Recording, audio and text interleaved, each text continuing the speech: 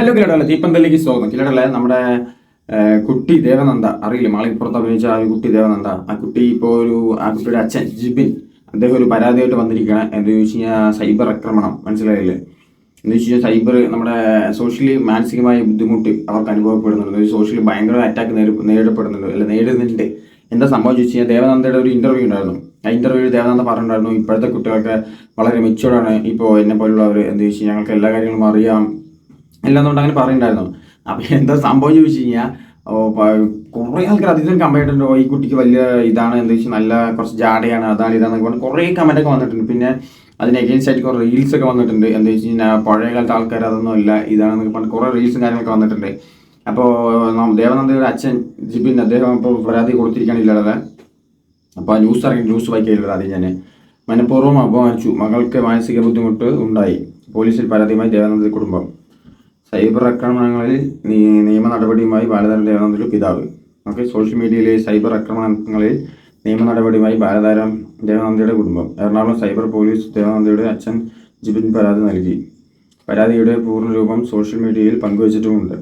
ഒരു ചാനലിന് നൽകിയ അഭിമുഖത്തിൽ നിന്നുള്ള ഒരു ഭാഗം കട്ട് ചെയ്ത് പ്രചരിപ്പിക്കുന്നുവെന്നും മോശം പരാമർശങ്ങൾ നടത്തിയവർക്ക് എതിരെ നിയമ നടപടിയുമായി സ്വീകരിക്കുന്നുവെന്നും പരാതിയിൽ പറയുന്നു. ഓക്കെ, അല്ലാതെ ഇതാണ് ഇപ്പോൾ പരാതിട്ടാ. എന്താ cyber police station Ernakulam rural ബഹുമാനപ്പെട്ട SHO മുൻപാകെ ദേവനന്ദയ്ക്ക് വേണ്ടി ദേവനന്ദയുടെ പിതാവ് ജിബിൻ ബോധിപ്പിക്കുന്ന പരാതി.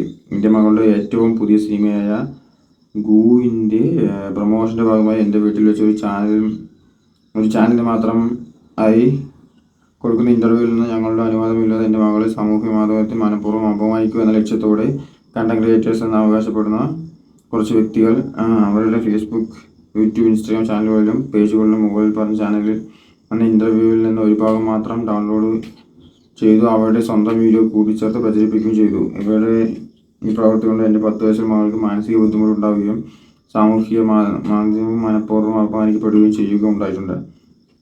ഈ പ്രൊഫൈൽ ഡീറ്റെയിൽസ് അടുത്ത പേജിൽ കൊടുത്തിട്ടുള്ളതായിരിക്കും. ഈ പ്രൊഫൈലിൽ അപ്ലോഡ് ചെയ്ത വീഡിയോകൾ എത്രയും പെട്ടെന്ന് ഡിലീറ്റ് ചെയ്യുവാനും ഈ വ്യക്തികളുടെ നിയമ നടപടി സ്വീകരിക്കുവാനും എന്ന് താഴ്മയെ അപേക്ഷിക്കുന്നു എന്ന് വിശ്വസ്തതയുടെ ജിബിൻ. അപ്പോൾ അതാണ് ഇല്ലാട്ടുള്ളത്. എന്താ വെച്ച് കഴിഞ്ഞാൽ പറഞ്ഞില്ലേ, അപ്പോൾ ആ കുട്ടി പറഞ്ഞ ആ ഒരു സീനായിട്ടില്ലാട്ടുള്ളത്. എന്താ വെച്ച് കഴിഞ്ഞാൽ ഞങ്ങളുടെ ഈ പ്രായത്തിലൊക്കെ ഞങ്ങൾക്ക് അറിയാം, എന്ന് വെച്ച് ഞങ്ങൾ ഭയങ്കര മെച്യൂർഡാണ്, ഞങ്ങൾക്ക് കാര്യങ്ങളൊക്കെ അറിയാം. ഓക്കെ, അതായിക്കോട്ടെ, ആ കുട്ടിയുടെ ഒരു പേഴ്സണൽ വിഷയം. എന്താ വെച്ചാൽ ആ കുട്ടിക്കെല്ലാം അറിയാം. ഇപ്പം എന്താ വെച്ചാൽ ഇപ്പോഴത്തെ കുട്ടികൾക്ക് എല്ലാവർക്കും അറിയട്ടില്ല. എന്താ വെച്ച് കഴിഞ്ഞാൽ ഇപ്പം ഈ ജനിച്ച് വളർന്ന കുട്ടികൾക്കൊക്കെ, ജനിച്ച് വളർന്നാണ് ഈ ഒരു സമയത്ത് ജീവിക്കുന്നവർക്കൊക്കെ എല്ലാം അറിയാമെന്ന് വെച്ച് കഴിഞ്ഞാൽ അവർക്ക് എന്ന് വെച്ചാൽ അവർ ഇടപഴകുന്ന അങ്ങനത്തെ ആൾക്കാരായിട്ടുണ്ട്. ഇപ്പം അച്ഛനമ്മ ആയിക്കോട്ടെ, അല്ലെങ്കിൽ ഫ്രണ്ട്സ് ആയിക്കോട്ടെ, ഫ്രണ്ട്സ് സർക്കിൾ വന്നാൽ കുറച്ച് വലിയ ഏട്ടന്മാരായിക്കോട്ടെ, അല്ലെങ്കിൽ അവരുടെ തന്നെ കസിൻസ് ആയിക്കോട്ടെ, അവരൊക്കെ എന്താ വെച്ച് കഴിഞ്ഞാൽ പരമാവധി നമ്മുടെ ഇപ്പോൾ സമൂഹത്തിൽ നടക്കുന്ന കാര്യങ്ങളും അല്ലെങ്കിൽ പണ്ടത്തെ പോലെയൊന്നുമില്ല, ഇപ്പം നടക്കുന്ന കാര്യങ്ങളൊക്കെ അവർക്ക് പറഞ്ഞ് മനസ്സിലാക്കിയിട്ടുണ്ട്. അപ്പോൾ സ്വാഭാവികമായി അവർക്ക് അതൊക്കെ അറിയില്ലല്ലേ, മനസ്സിലായില്ലേ? അല്ലാതെ നമ്മൾ പണ്ടത്തെ പോലെ ഇപ്പോഴും ടയർ ഉരുട്ടി കളിക്കുകയും അല്ലാതെ മറ്റേ കല്ല് കളിക്കേണ്ട ടീമൊന്നും ഇല്ല. പക്ഷേ ആ ഒരു യുഗം വല്ലാത്തൊരു യുഗം 90s. ഓർക്കുമ്പോൾ തന്നെ നമ്മൾക്ക് 90s ആണ്. ഓർക്കുമ്പോൾ തന്നെ ഒരു സത്യമാണ് രോമാഞ്ചം. എന്താ വെച്ചാൽ ഒരു ഇന്റർനെറ്റ് ഇല്ലാത്ത കാലം അല്ലെങ്കിൽ മൊബൈൽ ഇല്ലാത്ത കാലമില്ലേ നമ്മൾക്ക് മാത്രം ഉണ്ടായിട്ടുണ്ടാവുള്ളൂ. കേട്ടല്ലോ, അത് ഒരു പ്യുവർ ജെമ്മാണ് ഉള്ളത്. നമുക്കത് കിട്ടിയല്ലോ. സത്യം പറഞ്ഞാൽ ഞാനൊക്കതിൽ ഭാഗ്യവാനാണ്, ഞാനൊക്കെ സന്തോഷിക്കുകയാണ്, ഹാപ്പിയാണ്, ഓൾവേസ് ഹാപ്പി. മനസ്സിലായില്ലേ? എന്താ വെച്ചാൽ അത് ഇപ്പോഴത്തെ കുട്ടികൾക്ക് അത് അനുഭവിച്ചിട്ടില്ല, മനസ്സിലായില്ല? എന്താ വെച്ചാൽ അവർ ജനിച്ച് വളരുമ്പോൾ മൊബൈലൊക്കെ ആയിട്ട് മനസ്സിലായി നമ്മുടെ പണ്ടത്തെ ആ രീതികളൊന്നും മനസ്സിലായിട്ടുണ്ടാവില്ല.